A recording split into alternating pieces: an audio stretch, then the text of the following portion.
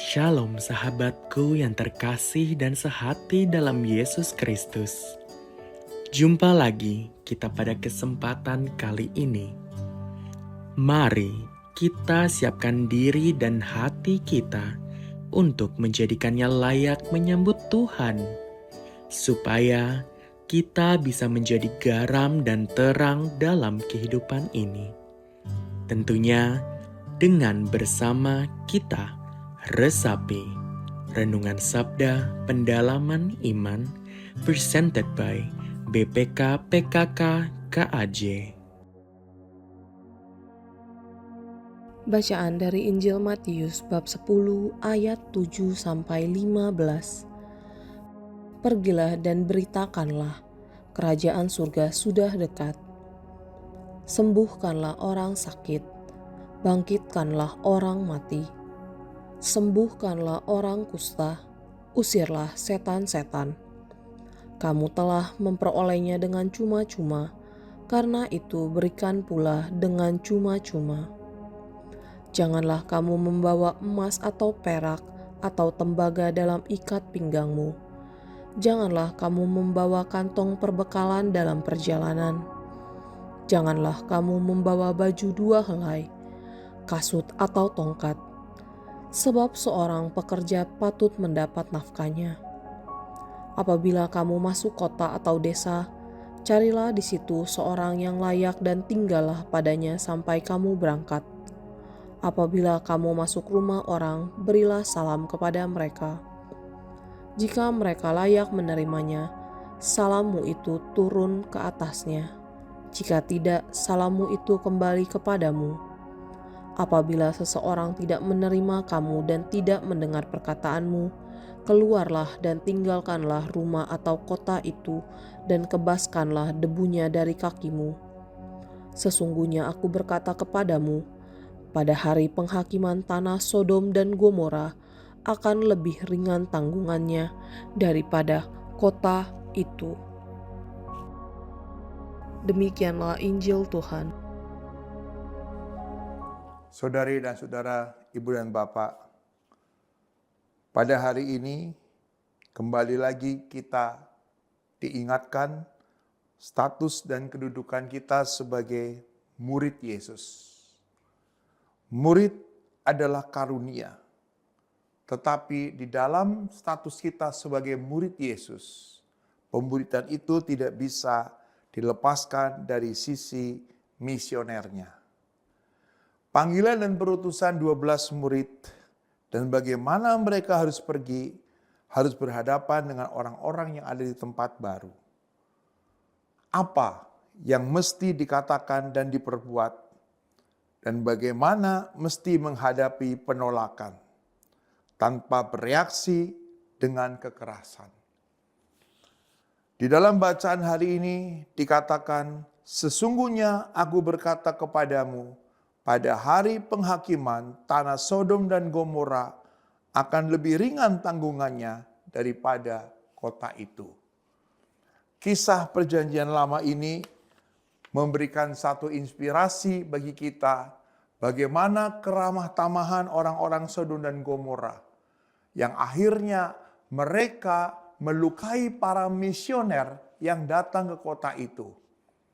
Dan kota Sodom dan Gomora dihancur lalantakan oleh kekuatan Tuhan.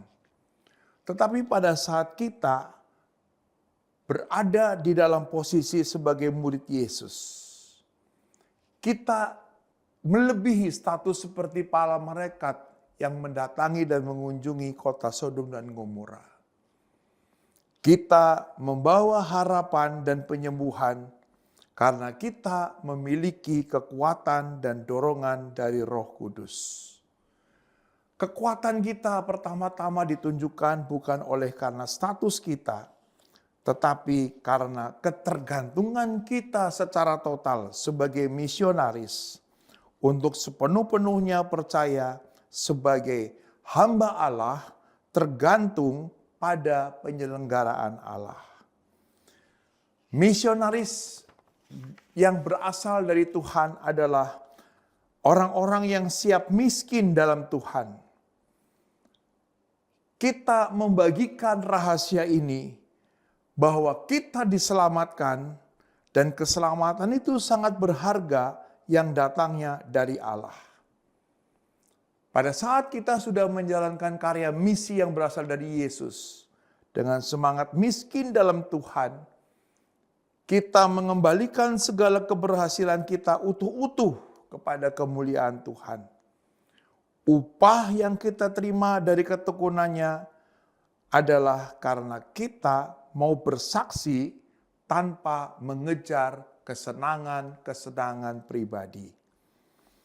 Saudari dan saudara sekalian, ibu bapak, setiap orang yang akan masuk ke dalam bait Allah memang harus jelas telah meninggalkan segala sesuatu yang berhubungan dengan bisnis duniawi. Bagi para murid, seluruh dunia adalah bait Allah. Pada hari ini kita juga belajar dari teladan Santo Benediktus yang hidup pada tahun 480 sampai dengan 547. Santo Benediktus berani meninggalkan kehidupan duniawi kota Roma dan menjadi seorang pertapa di Gua Gunung Subiakto. Santo Benediktus juga menjadi perintis kehidupan monastik di wilayah Eropa Barat, yang kemudian pertapaannya menjadi biara Monte Cassino. Hari ini, kalau kita menekuni dan meneladani semangat Santo Benediktus, dia menjadi contoh bagi kita bagaimana cara kita menanggapi perutusan yang berasal dari Yesus, dengan menanggalkan segala kelekatan-kelekatan yang sekiranya menjadi penghalang untuk menghadirkan kekuatan yang Allah berikan kepada kita. Kita perlu bergantung secara total pada penyergaan Allah, tidak mengeluh karena lelah, karena sakit, dan karena ditolak. Karena itulah, mari kita teruskan perjalanan misi kita. Apa yang mesti dikatakan dan diperbuat? Bagaimana mesti menghadapi penolakan tanpa bereaksi dengan kekerasan? Semoga permenungan ini semakin memampukan setiap kita untuk mengambil bagian dalam karya perutusan ini.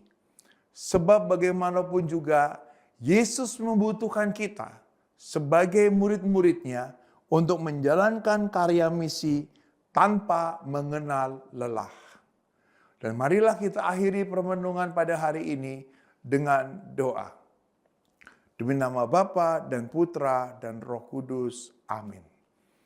Allah Bapa yang penuh kasih, pada hari ini, tolonglah kami semua, hamba-hambamu, yang sungguh-sungguh ingin menekuni karya misi ini, sehingga kami sungguh-sungguh semakin mampu dan dimampukan untuk menghadirkan kekuatan kasih-Mu semata-mata.